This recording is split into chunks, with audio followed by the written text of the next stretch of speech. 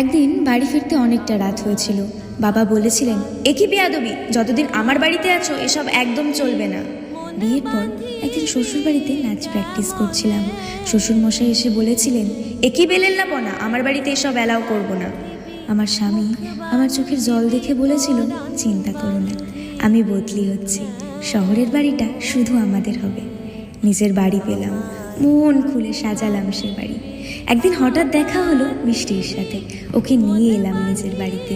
শেষে স্বামী বলেই দিল, আমার বাড়িতে এগুলো আমার একদম ভালো লাগে না। কেন কে জানে উত্তরটা দিয়ে দিলাম, তোমার বাড়ি মানে তোমার সেই বাড়ি যেটাকে তুমি শুধু নিজের বাড়ি ভেবে গর্ব করো। এ বাড়িতে আমারও সমান অধিকার আছে তোমার মতো। তোমার বাড়িকে ঘর আমি বানিয়ে তুলেছি, ঘাম রক্ত ঝরিয়ে। মেয়েদের নিজের বাড়ি হয় না জাতীয় কথা বলে মেয়েরা যদি নিজেরাই নিজেদের অধিকার ছেড়ে দেয়, তাহলে গৃহহীন হয়ে বাঁচবে তারা, গৃহহীন হয়েই